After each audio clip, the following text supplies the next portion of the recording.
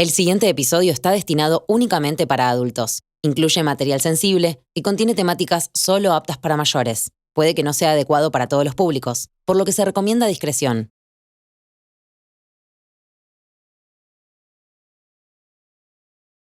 Presenta Galicia. La palabra discapacidad nos incomoda y a lo incómodo solemos escaparle. Eso es exactamente lo que viene a poner sobre la mesa mi invitada de hoy. ¿Por qué miramos para otro lado? ¿Por qué cuesta acercarnos? ¿Y por qué creemos que la discapacidad es una cosa rara que sucede en la trastienda de la vida? Elizabeth es abogada y a su hijo lo rechazaron de 47 escuelas. Luego de años de capacitación y aprendizaje, hoy es una referente del tema en el país y defiende a familias de personas con discapacidad. Ahora, en La Cruda, nos repensamos hablando de inclusión.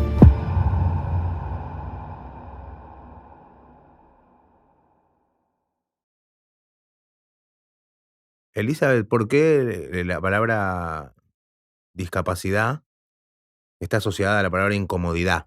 Los incómodos somos nosotros, los que no tenemos discapacidad. Y nos genera la incomodidad de aquello que no conocemos. Y en general, cuando nos sucede eso, tratamos de esconder, de no preguntar. Y eso, muy común de todo bien, corre mucho en discapacidad porque si me contestás, se me hace un problema.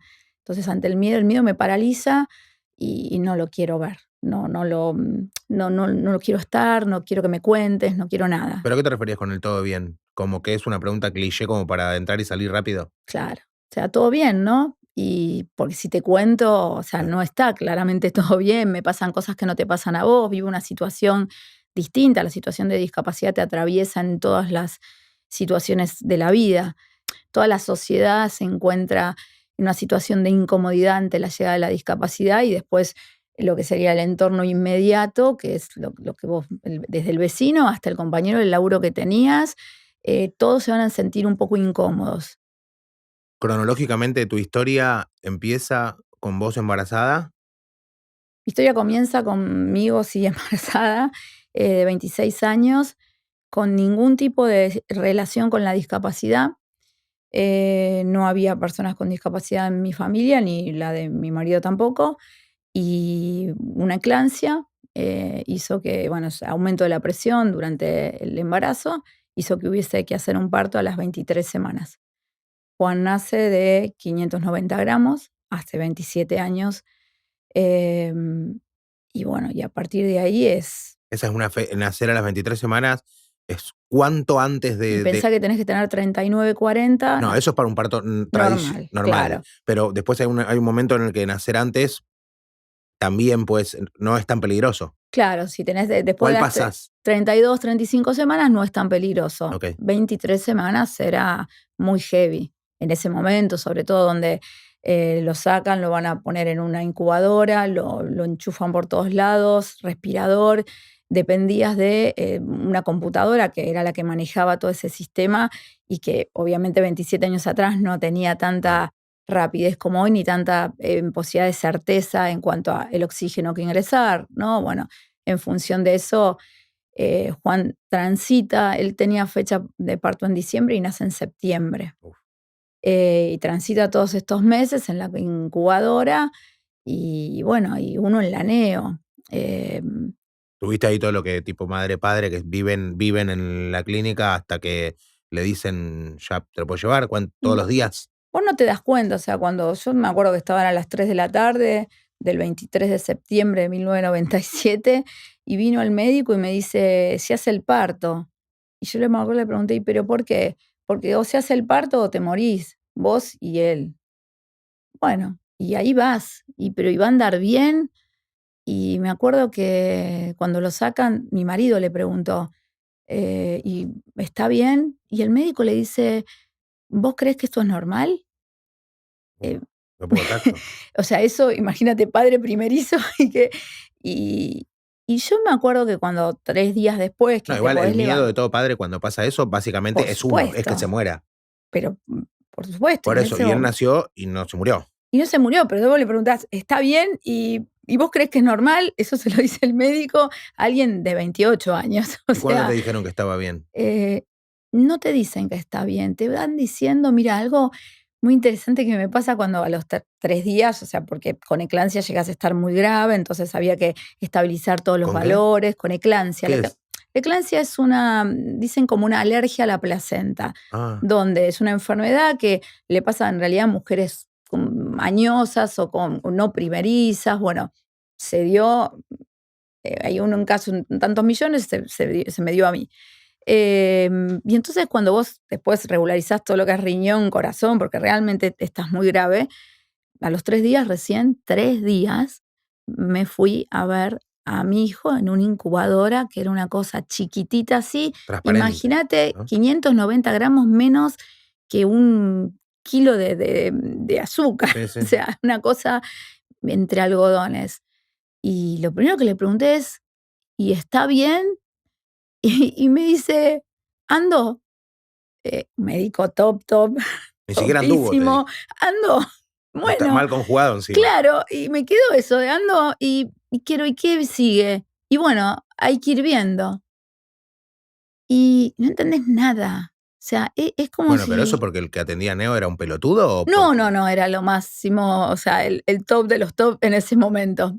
El doctor Larilla, de hecho, y Bueno, lo acabo de putear y vos justo que en paz lo arrobaste. descanse. Ah, ¿murió? Listo. Sí, pero bueno, o sea, ese era el abordaje que se hacía en ese momento con los niños prematuros. O Bueno, ¿y sea, cuándo vos te das cuenta que él tiene una discapacidad?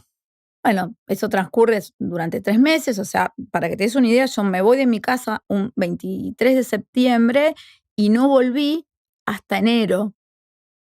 O sea, no volví más, porque yo llegué a la clínica y me dijeron se interna, tiene 27 de presión, con todo lo que eso implica.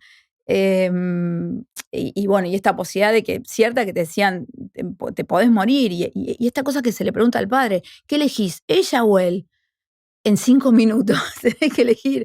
¿Y a quién salvo? Eso era lo que el médico decía. A ella, Eh, por supuesto que mi marido dijo a ella. obvio. Yo había dicho que no. Yo lo había hablado con mi suegra. Le había dicho 5 minutos antes que viniera el médico, le había dicho, mirá qué locura total. Le dije, que lo salven a él. Y fíjate, por esas cosas de que lo manden a escuela bilingüe, Uf, locura total, pero ¿por qué? a natación a la tarde. Claro, Tenías tiempo para pero todo ¿por eso, qué? ¿no? Porque yo decía, para que pueda, viste, desarrollarse en la vida. ¿No? Y, y además, que se case tu hijo. Se tiene que casar. Mi suegra llorando. Pero se tiene que casar, tiene que tener una madre este chico. Por favor. ¿No? Y ahí me fui tranquila a la cesárea, a lo que iba a hacer. Bueno, andó, como dijo.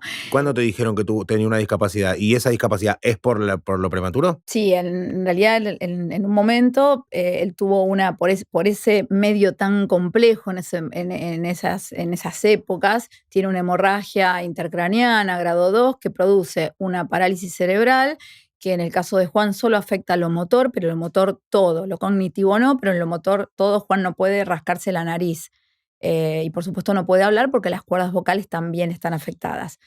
¿Y Em, cómo sabes que lo cognitivo, ¿a qué es cognitivo puntualmente? Lo cognitivo es que él comprende, ¿sí? Juan está en segundo año de la Universidad de Avellaneda estudiando periodismo, se maneja hoy con inteligencia artificial y con el TOBI, que es este aparato que ahora conocemos todos a partir de Bullrich, Ok. que es Ah, ok. comunicación alternativa. Bueno, después llegamos ahí. Te dicen que Me dicen que me lo lleve, que ya está, le dieron el era 10 alta. de diciembre, me dijeron, llévatelo, bueno, y te lo llevas y vos lo ves, yo lo veía un poquito torcido de la cabeza, ¿viste? Pero era el primero y no tenés idea y además porque la gente o sea, algo que está interesante, transcurre en mucha soledad toda esta situación de la prematurez. La gente nunca me hizo un regalo porque no sabían si se iba a morir, entonces ¿para qué te lo voy a regalar? Uf. Entonces estás 3 meses sin que nadie te haya hecho un regalo de nada. Cuando Sí, te lo sí, dan, ser mamá no fue una fiesta. no, olvídate. Cuando nadie te pregunta aparte cómo está, porque aparte todo el tiempo le pasan cosas, te llaman y te dicen una transfusión, un esto, bueno. Y cuando te lo dan estás totalmente agobiado, no sabes qué hacer. preguntás si la gente, y ahí se empieza a alejar. Avisa, como que se empiezan a alejar y te quedas con un grupo más que pequeño.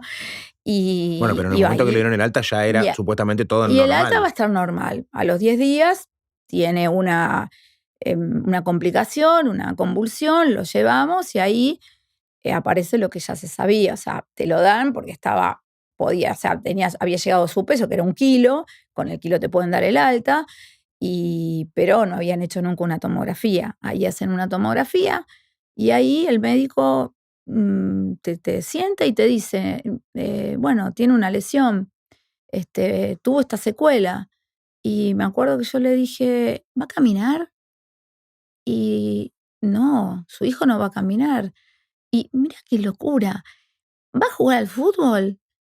No, su hijo va a ser una planta, ¿Así te dijo? así nomás. Y en el libro está esto, en ese consultorio hacía mucho calor y había alguien que tocaba el piano al lado y se te mezcla todo y no entendías nada. Y digo, ay, pero ¿y qué va a hacer? Y muy sabio el doctor Arroyo, ¿sí? Que nos acompañó y nos acompaña hasta ahora, porque aún en esto dicho tan desprolijo y si querés, este baldazo de agua, hizo así con la llave y Juan siguió la mirada. Y dijo, pero va a entender todo. Y dijo, ¿y el límite cuál es? El cielo. Y ahí es como que salís de ahí. Me acuerdo que caminamos con mi marido 2 o 3 cuadras hasta poder decírselo a alguien. Porque tenés que ir a decírselo a los abuelos. Materializarlo para que exista. ¿Cómo te lo digo? O sea, porque además pasa que cuando vos se lo decís, no, mira, ¿qué te dijo? Que no va a caminar.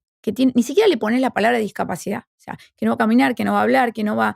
Pero va a entender. Aparte, nosotros era como por arriba. Ay. Va a entender. O sea, hay un montón de posibilidades. Viste que hay muchos casos de cuando te dicen una noticia así que uno igual, aunque lo asume, lo escuche, lo entiende, igual mueve cielo y tierra para ir en contra de ese diagnóstico, como para decir, porque también hay casos de que le dijeron eso y hoy corren maratones. Entonces, siempre estás contra ese diagnóstico, tratando de evadirlo, decir, hay un médico en Barcelona que dice que puede, viste esas cosas que vivís en un momento y las soltás en otro, porque decís, bueno, es lo que me tocó y punto. Bueno, en el caso de Juani, la tomografía era indubitable. O sea, vos veías y te explicaban y te decía, veías el cerebro y veías que estaba todo lleno de sangre y que el cuarto ventrículo, que es el ventrículo de lo motor, estaba limpio. Y bueno, o sea, no ¿Qué había. limpio? Limpio no tenía, o sea, estaba bien, no estaba afectado. Sí. Entonces, de ahí es que aparecía que bueno, que él iba a poder, de alguna manera, lo cognitivo estaba salvado. Si el resto estaba todo salpicado de sangre, bueno, es una tomografía, ves todas manchas y eso. Hicimos 2 o 3 consultas y después hay un momento de mucho dolor donde vos tenés que plantearte qué querés hacer vos por un lado, pero qué querés que haga la otra persona, que es tu hijo y que lo vas a criar. Y ahí es donde tenés que, realmente con mucho esfuerzo, haces esto de qué es lo que quería. Te duelás este deseo que tenemos todos los padres. Yo soy mamá también de una nena que no tiene discapacidad. Posterior. Posterior. Y duelás esto que es lo que quería que hubiese sido. Pero eso es lo que yo quería que hubiese sido. Pero si yo me quedo en eso y me busco 50 médicos que me digan qué puede pasar y qué va a mejorar, es lo que me estoy parando en mí, en esa afectación, en ese dolor que me produjo a mí y que me va a acompañar toda la vida. En distintos grados y en distintas etapas, pero me va a acompañar a mí como madre. ¿Y cuánto tiempo? ¿Pero dónde está él? Por eso, pero la crianza, ¿cuándo empezó a ser distinta por esto? ¿Al qué mes? Porque al principio toma teta y duerme y... Al principio toma teta más complejo porque bueno... ¿No agarró la teta? No agarró teta porque en 3 meses se te va toda la leche. O sea, en esta situación te mandaban al lactario y te decían, mamá, sacate leche porque eso es bueno para tu bebé. Y vos decías, pero hasta que otro médico me dijo, señora, todo lo que a usted le está pasando, no, olvídese, yo le corto la leche. Pero miren que dice que la leche es buena, que se va a enfermar. Señora, no puede ¿Podía tomar más. teta?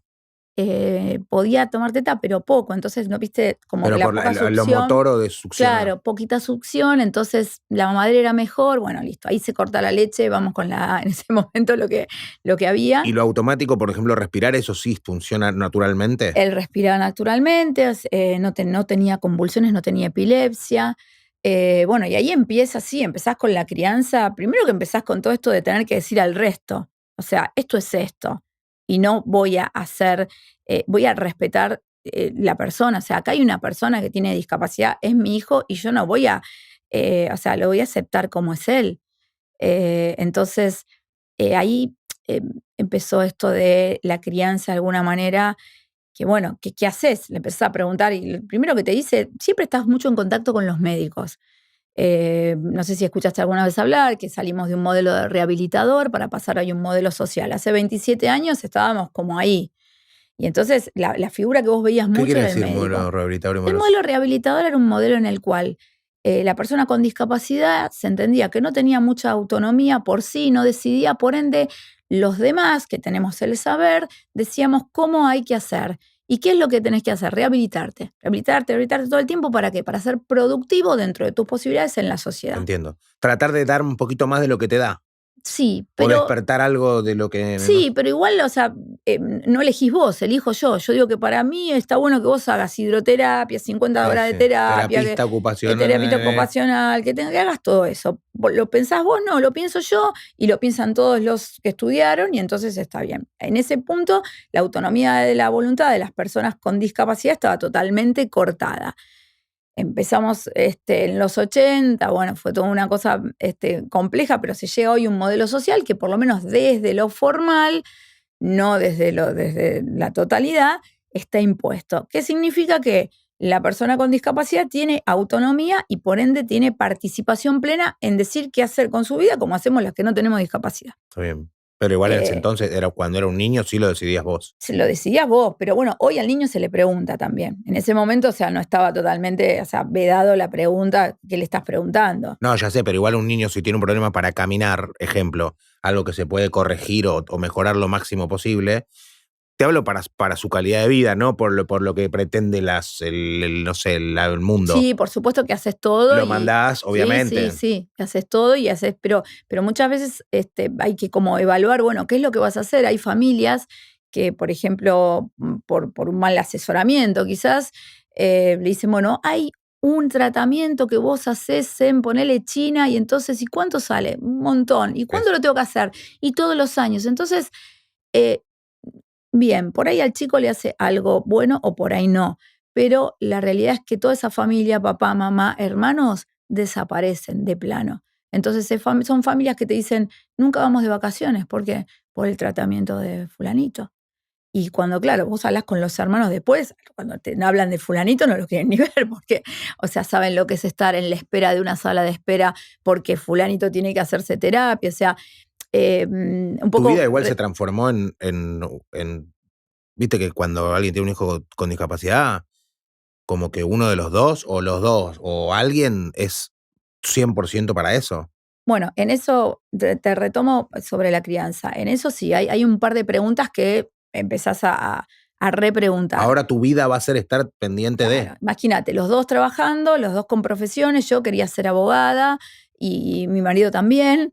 Y había como en ese momento una sociedad que te decía, bueno, si tenés un hijo con discapacidad, mínimo te vas a quedar a cargo, a cuidarlo, ¿no? O sea, ese es tu labor en la vida. Es más, a algunos les agarra lo místico y es lo que Dios te mandó para... Y yo dije, no, yo quiero ser feliz también. O sea, yo quiero ser lo que quería ser. Me quiero desarrollar en la vida. No soy solamente la cuidadora, porque soy la mamá de Juan y no la cuidadora. Y eso fue muy, muy complejo, porque había que buscar a alguien en nuestro caso teníamos la posibilidad de poder buscar a alguien que nos ayudara en la crianza. Bueno, eso es un gran privilegio. Era un privilegio, pero en algunos casos donde no existe este privilegio y lo hace la familia pone sus escollos. Pero ¿cómo vos te vas a ir a trabajar y lo vas a dejar? Porque además tenés que encontrar el que diga, me quedo.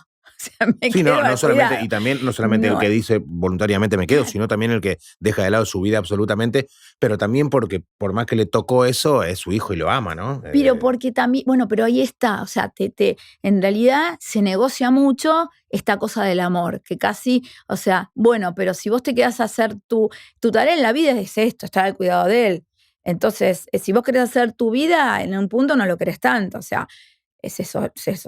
Muy por debajo, ese discurso estaba, y ese discurso no solo estaba en tu empleador, sino que estaba en tu familia, en tus amigos, o sea, era como, qué raro, ¿viste? Y bueno, tenés que decir, bueno, esto lo hago, y eso implicó, tenemos videos de, no sé, de la 1:30 de la mañana donde hacíamos rehabilitación, trabajabas y lo llevabas a rehabilitación también, y la rehabilitadora te decía, llegó tarde, mamá, porque aparte de esto, mamá, ¿viste como en los jardines? Sí, sí, sí. Mamá, papá, Sí, bueno, sí, es como entonces, decirle abuelita a un viejo. claro, entonces, mamá, llegó tarde, no le puedo dar terapia, y vos decías, pero vengo del laburo, o sea, tengo que trabajar, pero bueno, pero hay que pensar, hay que dejar, a veces no se puede hacer todo con un niño con discapacidad, hay que renunciar a algunas cosas. Y yo decía, no, no.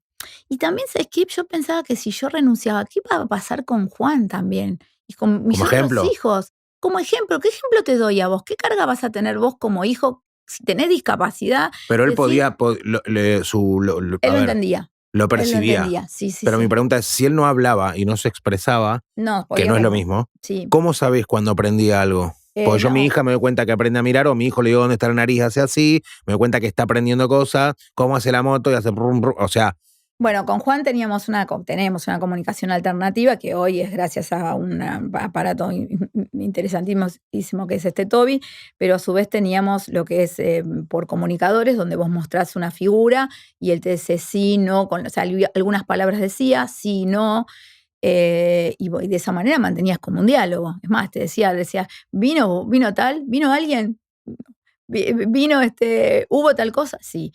¿Le tengo que preguntar algo a alguien? Y te mostraba, en ese momento, bueno, Gloria, que nos acompañaba durante muchos años, decía, tenés que decirme algo, dice Juani.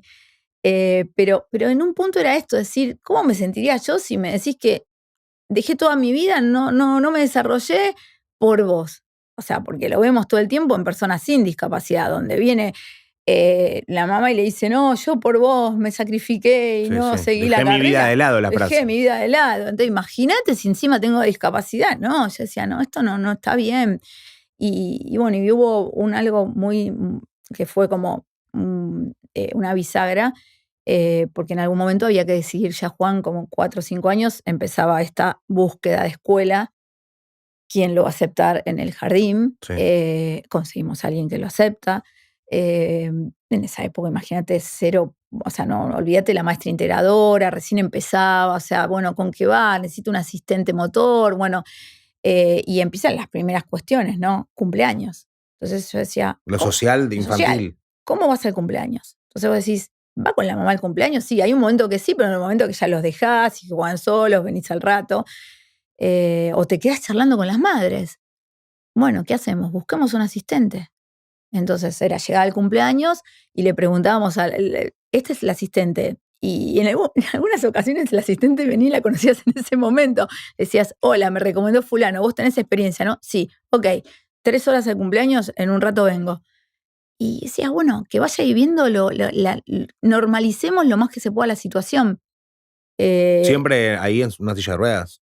Siempre en la silla de ruedas, él estaba siempre en silla de ruedas, y después algo muy así tipo también bisagra fue la pregunta de, bueno, ¿qué hacemos? ¿Controla o no controla esfínteres? A veces en los chicos con lo que tiene Juan es una multidiscapacidad, en los chicos con parálisis cerebral y en otros diagnósticos también.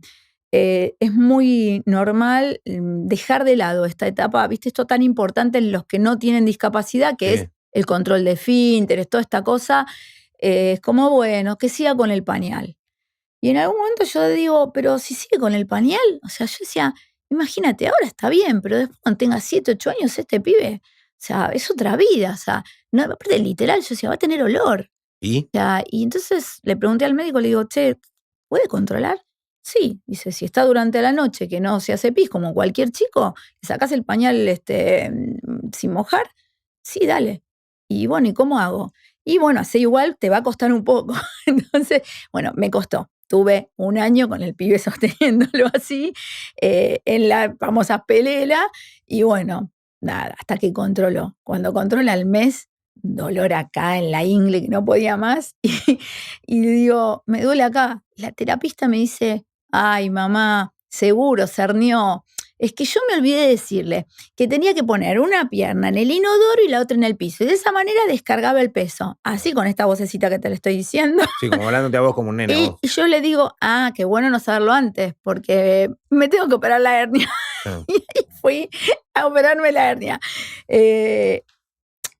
Por ahí algo que no te comenté antes. Para todo esto necesitas tener como un recurso emocional, que ahí es donde por ahí incide un poco de cómo armas la historia.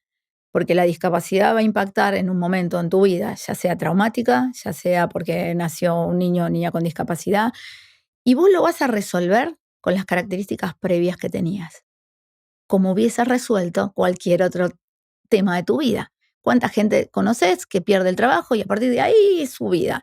O que lo deja la novia y a partir de ahí no sale. Y esto es lo mismo, lo resolvés con lo que vos tenías previo.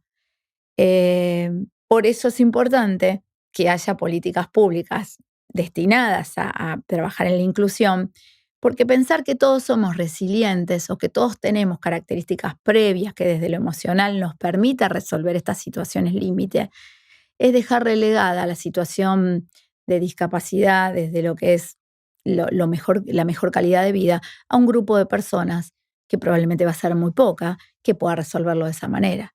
Para el resto necesito que alguien me ayude. ¿Y cómo te ayudo? Desde el Estado, bueno, generando políticas públicas que esto que a mí me pasó pueda hoy estar como base en las carreras de terapia ocupacional, donde hay un módulo donde se enseña todo lo que es la actividad de carga y descarga, cómo se baña un niño con discapacidad, cómo se lo ayuda a controlar esfínteres, cómo se lo para en un bipedestador, cómo se lo ayuda hasta para cuando se va de vacaciones, qué cosas tiene que llevar, qué no, cómo manejas un papagayo, porque hay un momento en el cual, nada, tenés que decís, ¿cómo le decís? No es fácil ir a comprar un papagayo para un pibe de 12 años. No, bueno, pero no lo va a comprar así.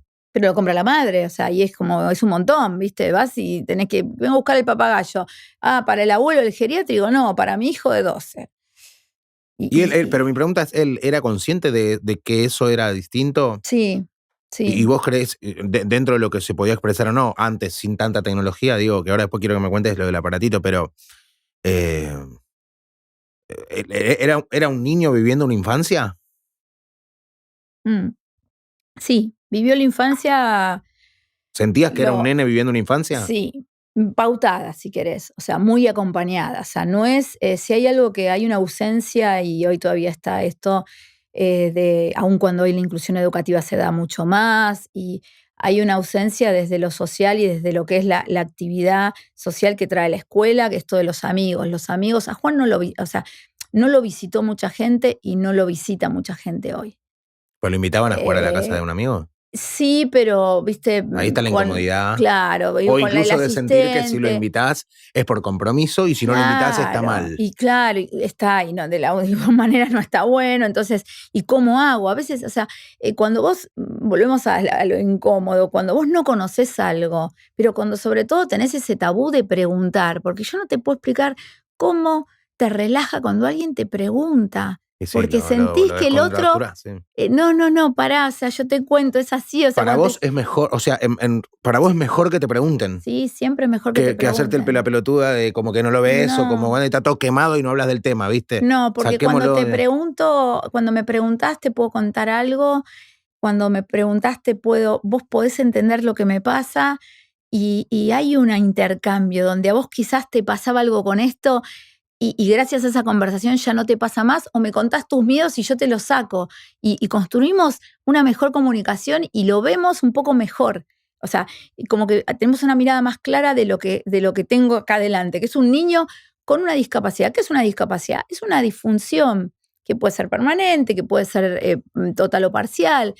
¿Cómo te llevas con el concepto o la idea de, hay mucha gente que se hace estudios de ADN fetal en sangre materna y lo mandan a estudiar, lo mandan a Estados Unidos, ¿viste? A partir de las 10 semanas y te dan un panel que te dicen si puede tener trisomía, si tiene algo medular, lesión, no sé qué, y hay gente que decide no tenerlos. Bueno, a ver, hoy la ciencia te da mucha la posibilidad de esto, que antes no. Para mí, desde lo que es el deber de informarte, está bueno. O sea, está bueno que yo sepa, cuando escuchás gente que hoy tiene chicos que tienen entre 25 o 30 años, los papás se han enterado que tenía síndrome de Down el día que le dijeron acá está el nene. Está bueno estos diagnósticos para saber prenatales, para que yo sepa con qué me voy a encontrar. Después cada uno verá qué hace con lo que se va a encontrar. Cuando a veces a mí, esto es totalmente personal, cuando a mí me dicen, no, quedamos embarazados, pero preferimos no hacernos nada porque nosotros vamos a aceptar cualquier situación que el Señor nos haya puesto en el camino, o no sé, o quien sea. No decís nada porque aceptás lo que te dice el otro, pero a veces está esto de decir, no tenés la menor idea de lo que vas a atravesar si te toca atravesar esto. Lo que te pasa como habiéndolo atravesado, decís, ojalá que tengas las herramientas sociales y económicas, sociales, intelectuales, emocionales para poder atravesar esta adversidad. Porque es una adversidad. Bueno, pero en contra de lo que yo te preguntaba, que hay gente que, por ejemplo, le dan un estudio en la semana 9 o 10 y decide no tenerlos porque o tiene una discapacidad o tiene síndrome de Down. Nosotros grabamos un capítulo muy lindo de síndrome de Down y él me contó, Jere me decía que aún hoy, él te dice que como que prefiere, lo volvería a tener, ¿entendés? Como que no, él se enteró y hoy elige volver a tener lo mismo porque ya lo ama y el hijo es así, ¿entendés? Como que no cambiaré la historia hoy. No cambiaría la historia hoy, que ya la transitó. En mi situación personal, no la cambiaría, pero no sé qué sucedería si vuelve. De hecho, me pasó con Pilar. Todos me decían, bueno, pero ¿te animás a tener otro? Claro. Sí, me animo, corro el riesgo, porque la realidad es que la maternidad, la paternidad es un riesgo, porque vos decís no tiene ninguna discapacidad, me dio todo bien y de golpe le atropella un auto y tiene una discapacidad, Sí. o un montón de situaciones que suceden. Pero trato de ser humilde en eso. ¿Sabes que no sé? ¿Sabes que no sé qué haría? No sé qué haría si me hubiese dicho, a mí, Sí. mi tema personal, si hoy me hubiese dicho cuando me dijo andó, si me hubiese dicho, le va a pasar esto, esto, esto y esto. No sé qué hubiese hecho. Es muy dolorosa la situación. Bueno, igual ya había nacido, pero me refiero sabiendo cómo fue tu vida. Claro, pero mirá lo que me dijo después del andó. Bueno, usted tiene la suerte de que nació en esta clínica y va a vivir. Quizás tendría menos problemas si hubiese nacido en otra clínica, que en ese momento era la Sardá, donde como ahí no había tanta situación de apoyo y quizás llegaba más tarde que ya está, y el hijo se muere la madre o el chico y salvó a la madre, no estaba pasando por esta situación. Eso me lo dijo a mí con él. Y si me preguntás hoy, es como que, para ser sincero, uno no puede, o sea, es algo tan complejo que vos decís, porque ¿sabés lo que pienso? Digo, ¿y si yo hubiese tenido la posibilidad de evitar que Juan hoy esté transitando por no poder rascarse la nariz, no poder, si tiene sed, no puede tomar agua, un montón de situaciones que nos pasan a nosotros y que son normales, no lo sé. Ahora, por otro lado, cuando veo a Juan, lo veo feliz, realmente feliz, y ahí digo, no, evidentemente es un tema, y ahí está, evidentemente es la incomodidad que nos lleva a nosotros, los que no tenemos discapacidad, a pensar a veces esto como una solución radical, pero que no lo es para la persona con discapacidad. Por supuesto, esto es recontratrillado lo que te estoy diciendo, y es como que da lugar a que, uy, ¿qué es lo que está diciéndole esta mamá? Pero bueno, sí, El segundo hijo, tu hija. Sí. ¿La buscaron? Sí. Sí. O sea, querían tener una más. Sí, queríamos tener una más y tardás el doble en quedar, porque te dice, tenés baja la prolactina. Y te preguntás, ¿por qué? Y por todo lo que te pasa, porque seguís con la terapia del nene en el colegio y esto, porque después piensa que Juan entró al colegio con un amparo, entró a primer grado con un amparo. ¿Qué es un amparo? Un amparo es un recurso jurídico que obliga al lugar donde te están negando el derecho. Él puntualmente tenía que entrar a una escuela común y con un apoyo. Y en ese momento la escuela común decía, escuela pública, decía, no, nosotros no podemos aceptar un apoyo privado, que era quien manejaba este medio alternativo de comunicación. Y entonces, sí, bueno, hay que hacer un amparo. ¿Cómo te imaginas entrar a primer grado? Bueno, todos contentos, abuelo, abuela. 6:30 de la mañana, ¿te acordás de Magdalena Ruiz Viñazú? Sí, claro. Hola señora, ¿cómo está? La quiero saludar porque, bueno, acá tengo todos los diarios, y ahí todos los diarios, y era verdad. O sea, en ese momento, viste, comprame el diario.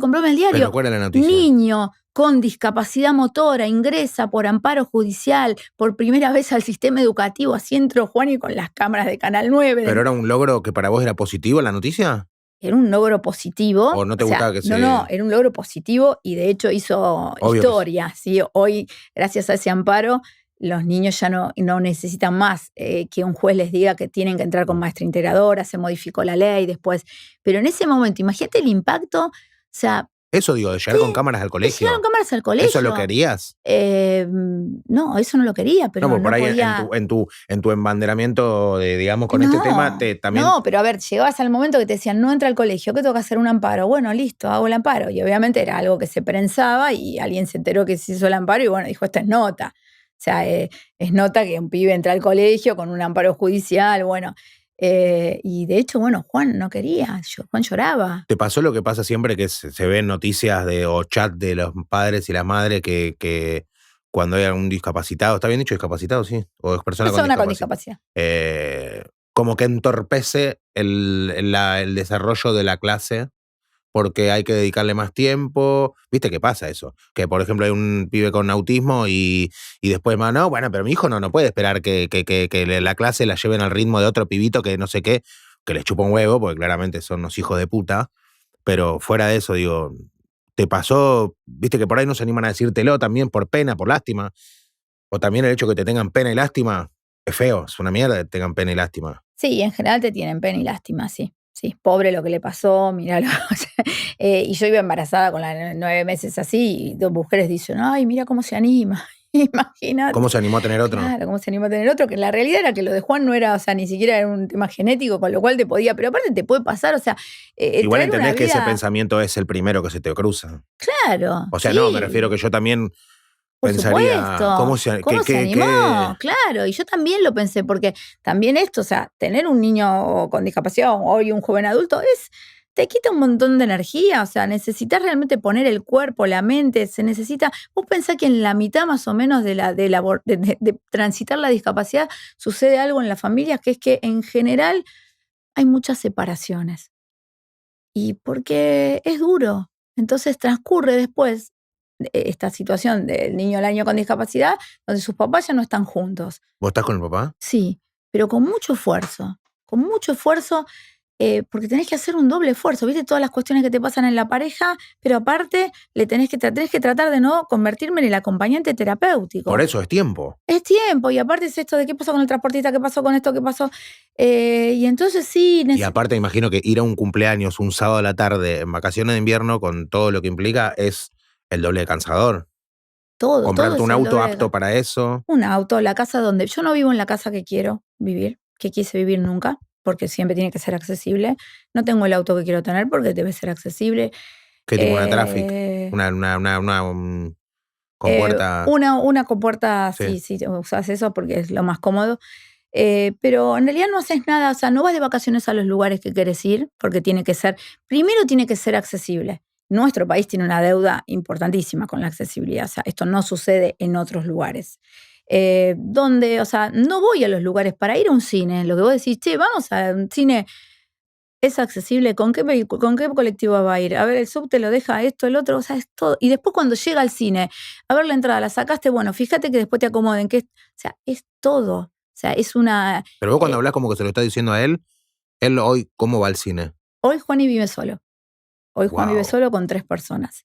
¿Con 3 personas? Que lo cuidan todo el tiempo. Sí, ¿Pero que son compañeros de la casa o laburan? Son asistentes. Juan tiene un sistema de apoyo. Vive con 3 personas. Vive con 3 personas. A los 21 años Juan se va a vivir solo. Esto fue una conversación entre la familia. O sea que nosotros no dormíamos Dormías, o sea, 4 horas te levantabas, porque quería agua, como vos querés agua, te levantabas, tomás el agua, bueno, se quería dar vuelta, un día fuimos al médico y dice, ¿pero ustedes que no duermen de corrido? No. Ah, bueno, pero entonces tienen poco tiempo. ¿Y cómo sabes que quería agua? Pues te llama, grita.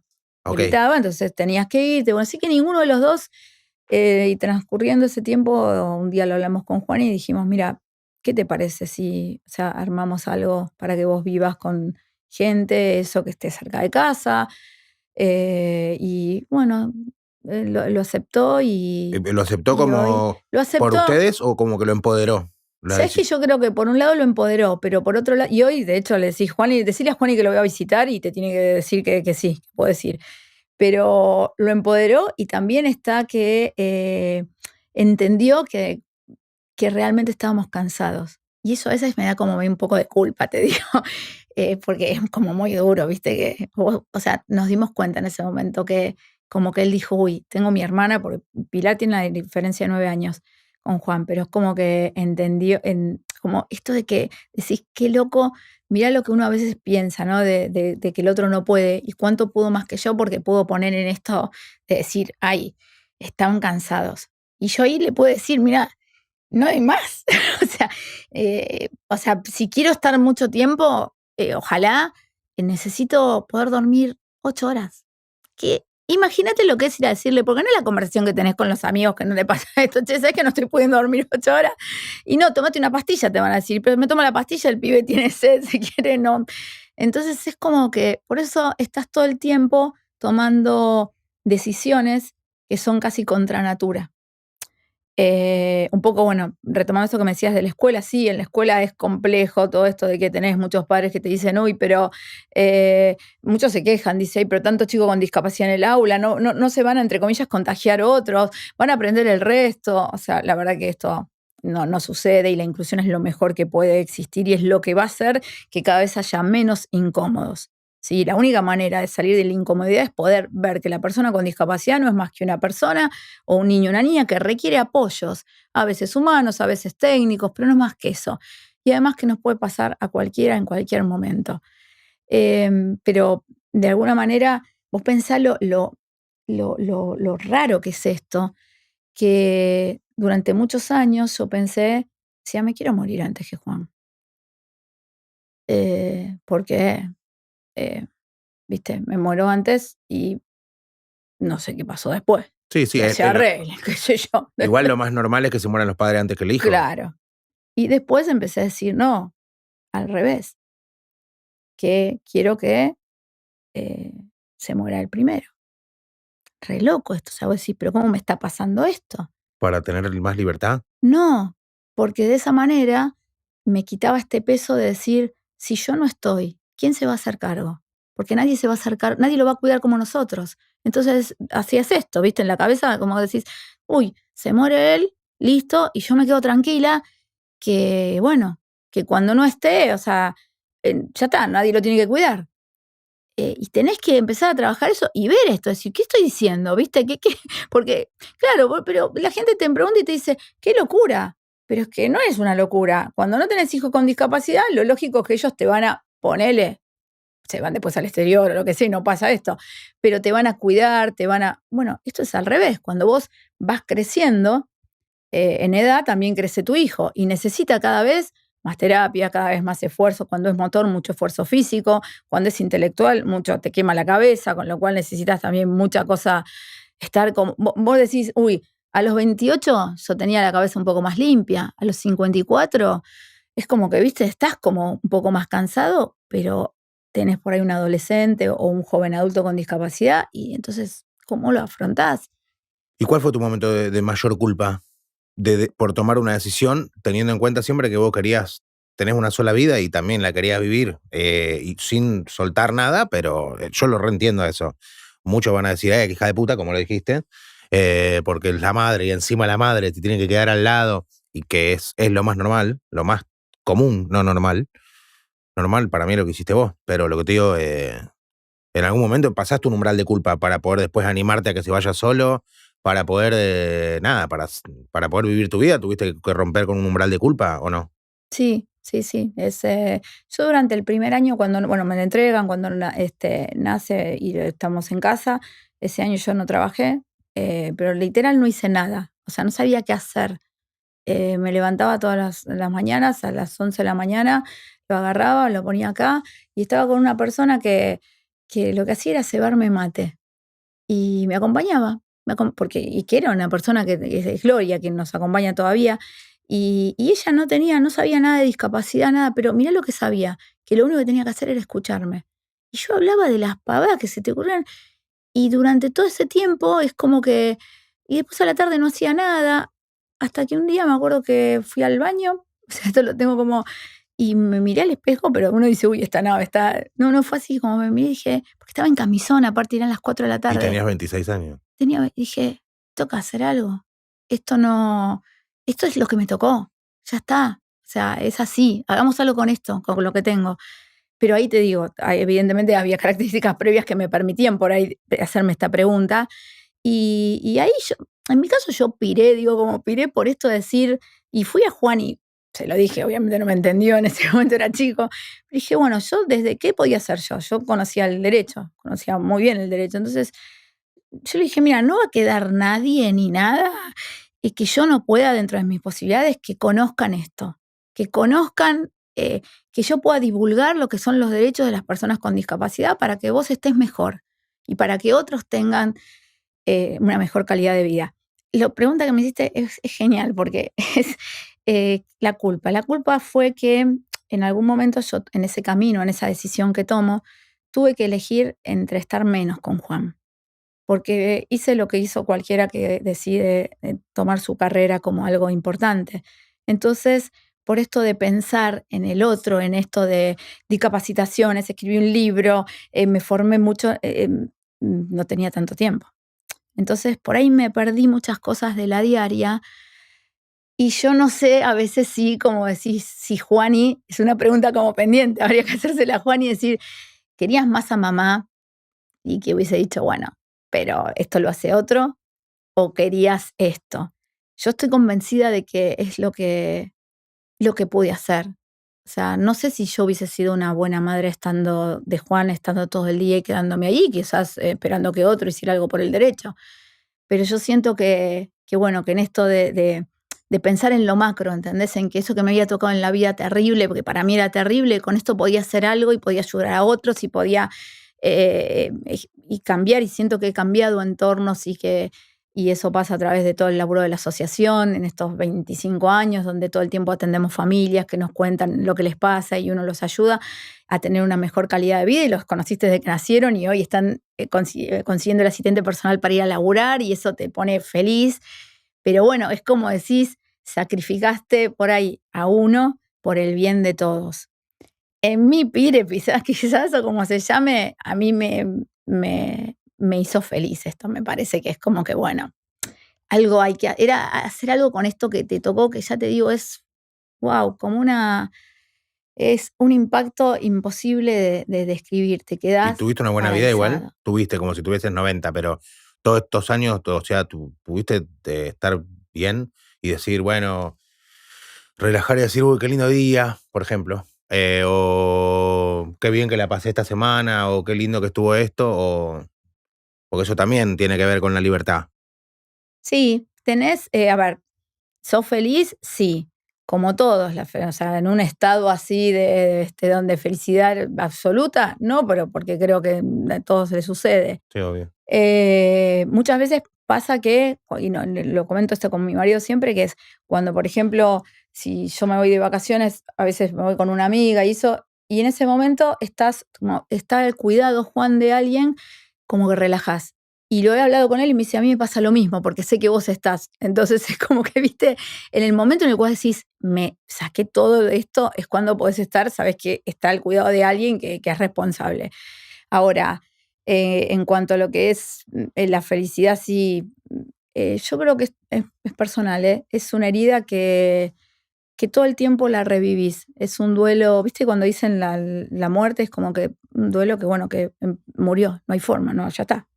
Esto es como que todo el tiempo vos vas duelando determinadas, por ejemplo, fue muy difícil el paso de saber que él no iba a seguir con sus compañeros de primaria porque cambiaba de escuela. Fue muy difícil encontrarme con las chicas cuando esas compañeras terminaron y las vi por la calle y habían terminado la secundaria. Fue muy difícil encontrarme ahora y eso, te juro, eso es dificilísimo y tenés esos segundos de decir, wow. Cuando me encuentro con chicos o chicas que son hijos de mis amigos de la misma edad de él, que están casados, que están quedando embarazadas, que tienen su trabajo, que el otro día una me hizo una receta para el remedio porque es médica cardióloga, y ahí es como tenés ese segundo y decís, ¿qué hubiese pasado si Juan? Y después inmediatamente volvés y decís, Juan es esto. Pero es como si tenés que aprender a ser feliz, pero sabiendo que tenés que estar con ese duelo que va a durar, creo que toda la vida. En el caso de enfrentarte todos los días con un desafío distinto, de animarte a esto, de animarte a irte de vacaciones, de animarte a tomar una decisión, a vivir tu vida, a estudiar, ¿de dónde se saca la fuerza? Porque no sé, yo lo pienso como una tortura, pero ahí está, desde mi desconocimiento, es lo de la incomodidad. Lo que yo pienso que para vos es una tortura, a lo mejor para vos es tu vida habitual, ¿entendés? Bueno, por un lado creo que uno se acostumbra a todo eso y empezás a normalizar esta vida que es la mía y bueno, por otro lado trabajar todo el tiempo la aceptación, ¿sí? La encontrás de distintos lugares. Si me preguntás en algún momento yo soy creyente, o sea, la verdad que no hubiese podido llegar hasta acá si no hubiese sido, pero es mi creencia personal. También me ayuda el yoga y toda esta cuestión de por ahí vivir, ¿viste esto que te contaba antes de que estaba pensando mucho qué iba a pasar cuando no esté? Bueno, el yoga me trajo a este lugar donde decís, bueno, es el hoy, y entonces, pero estás todo el tiempo igual buscando. Es como que no sé si el problema es cuando pensamos que ya tenemos las recetas. Esto es día a día. Día a día vas tratando de ver cómo hacer para seguir. Y sobre todo porque lo que te impulsa es esto, es que lo ves a Juan y lo ves bien. Entonces decís, ¿con qué derecho yo puedo estar mal? Si en realidad la discapacidad, porque esto tiene que quedar claro, yo estoy hablando de discapacidad, pero estoy hablando de cómo me impacta la discapacidad. Y no tengo discapacidad, me voy a ir ahora caminando. ¿Pero sufre más él o vos? Él no sufre. Ok. Por lo menos le he preguntado, y mirá que le he preguntado a Heavy, ¿entendés? Hemos ido a ver, ¿te acordás la película Mar Adentro? Sí, obvio, la de Bardem. Claro, y le pregunté, Juan, ¿y vos? No. Estás encerrado en tu cuerpo. Claro, le digo, Juan, ¿y vos harías lo que Bardem? No. Y entonces como que decís, es un tema mío, en realidad. Y bueno, entonces eso como que te impulsa a seguir y bueno, y en mi caso esto de hablar con otra gente, yo hago catarsis, o sea, en este laburo a veces te dicen, uy, qué buena esto de que generaste la red esta, pero hago también catarsis. A mí me sirve mucho esto de poder contar al otro mi experiencia y que el otro con esto pueda modificar su vida y nada, Yo tengo una hija que obviamente la amo desde que nació, porque es mi hija, y hasta ahí lo veo como medio como egoísta, porque es algo mío, digamos. Pero después yo la amo mucho más por cómo es. ¿Me explico? O sea, la empecé a conocer y la amo mucho más por eso. Vos, en un momento, ¿él tiene una personalidad que vos la conocés o la conociste? ¿Cómo? No, sí, de hecho, bueno. ¿Y lo amás por eso? Y de hecho, Juan es igual a mí. Pero en este punto, ¿por qué te digo? Porque, bueno, y obviamente con todos los defectos que uno tiene y eso, pero es como que es una persona así como alegre, proactiva. Pero Juan, ¿cómo lo veías eso? Si no podíamos verse, eso es lo que no entiendo. Lo ves porque decís, Juani, vamos de viaje. ¿Querés ir al cine? O sea, te puedo decir sí, no. Entonces, a diferencia que por ahí me pasa con mi otra hija, que tiene un carácter totalmente distinto y si querés, o sea, por ahí no hay tanta conexión como la que hay con Juani, que decís, uy, con todo lo que... para que te des un ejemplo, íbamos los dos, Juan y Pilar. Pilar es súper tímida, divina, pero ella es tímida. Entonces le decís, Pili, saluda. Y Pili hace esto, Juan, hola. Así es como se comunica. Y entonces, o sea, él te saluda.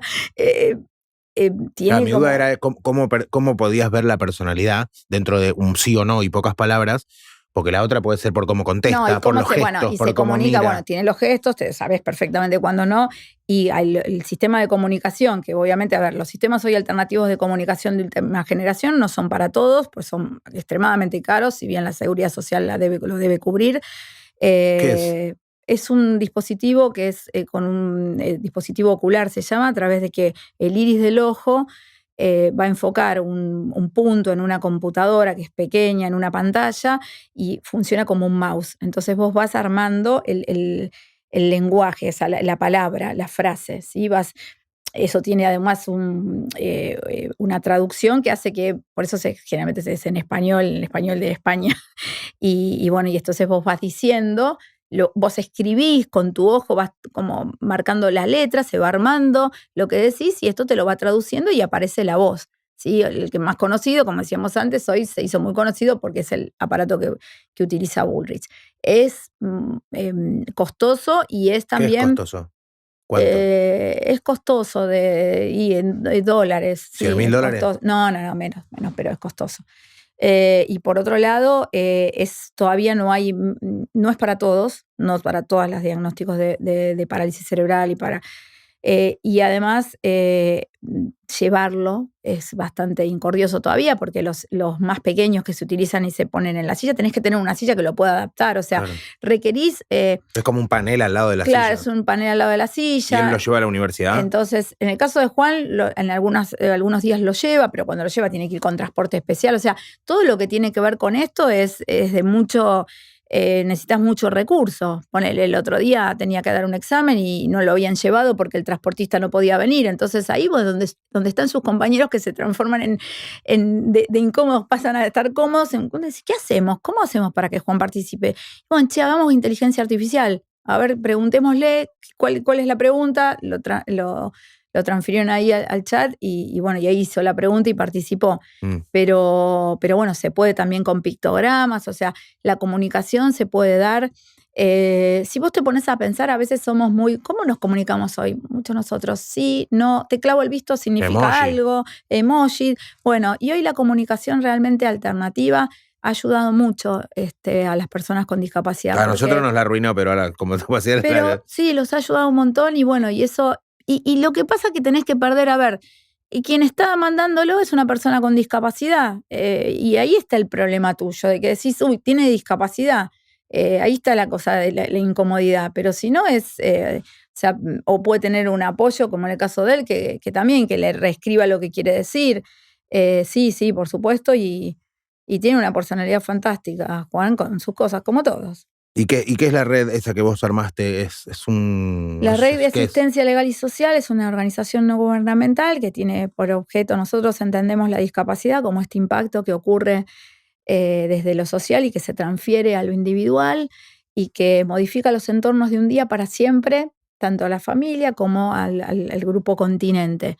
Entonces nosotros acompañamos a las familias desde lo que es la obtención del certificado, que si bien te dicen hoy lo podés bajar por la página web y hacer todo el trámite, vos necesitas a alguien al lado, necesitas a alguien que te esté diciendo, che, te van a certificar, es la foto que dice que tiene discapacidad y eso es un momento duro.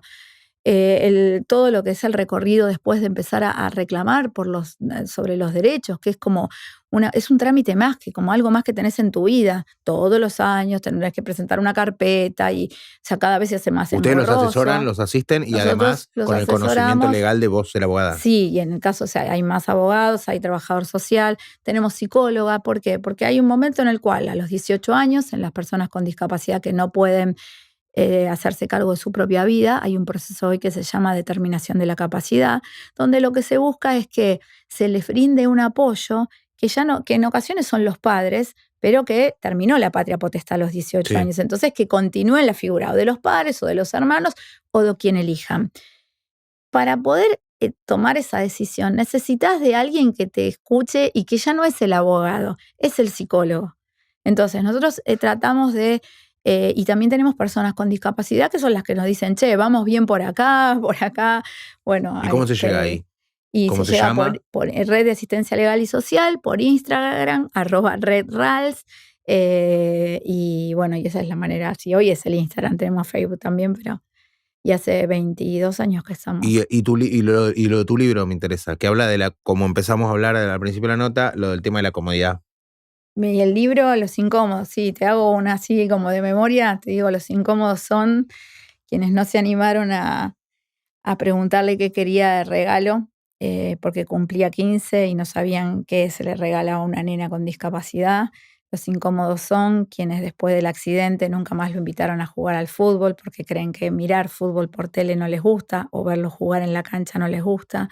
Los incómodos son los que no te preguntaron más sobre la abuela que está ahora en el geriátrico y no te conoce porque tiene Alzheimer. Esos son los incómodos. Y la idea por eso te agradezco este espacio, porque la única manera de dejar de ser incómodos es poder tomar conocimiento de lo que realmente sucede con las familias y con las personas con discapacidad, y esto tiene que visibilizarse, y cuanto más se visibilice y estar con personas con discapacidad y que esto sea lo normal, entre comillas, es que la sociedad sea para todos. Y entonces, si es para todos, tienen que estar en todo lo que hacemos, en todo. ¿Quién cree? Última. ¿El libro ese está destinado a que lo lea quién? Dedicado a que lo lea quién. Las personas que no tienen discapacidad. Por eso te digo, porque generalmente, viste, a lo mejor pensás que no le va a comprar una madre, un padre, un niño con discapacidad. En general lo leen mucho. Por eso. Y lo releen y me dicen que bueno porque me veo reflejada y está buenísimo. Por eso hay que animarse y tomar la decisión de leer algo así. La idea un poco es esto, es que si nos recreamos en el mismo grupo, viste, como que esto hablamos en el mismo club, no salimos de ahí. Está bueno para la catarsis, para mejorar nuestra vida, pero la idea es que lo vea. Yo hace un rato te dejé un calendario que se llama Mitos, y ese calendario nosotros tenemos como pauta que hay que darlo a personas que no conozcan nada de la discapacidad. Obvio. Porque entonces vos ahí decís, uy, mira, yo creía que las personas con discapacidad no podían tener relaciones sexuales. Uy, acá dice que sí. Y entonces es como que te va abriendo la cabeza. La única manera de perder la discriminación, que es lo que hace que las personas con discapacidad estén todavía relegadas de la mayoría de las situaciones sociales, relegadas desde lo que es la plena inclusión, ¿sí? No quiere decir que si hay una norma, hay una inclusión, no, hay una inclusión desde lo formal. O sea, la real inclusión se da cuando estamos todos y cuando el derecho está disponible, cuando la persona con discapacidad puede decir, elijo ir al cine o no ir al cine, elijo entrar acá o no entrar acá, elijo tener una familia o no tenerla, vivir sola o no vivir sola. Eso tiene que ver, ir a tal o cual escuela. No que la escuela te elija a vos. Así que eso es simplemente cuando están y los vemos y bueno. Gracias, Elizabeth. Gracias a vos. Me encantó charlar con vos.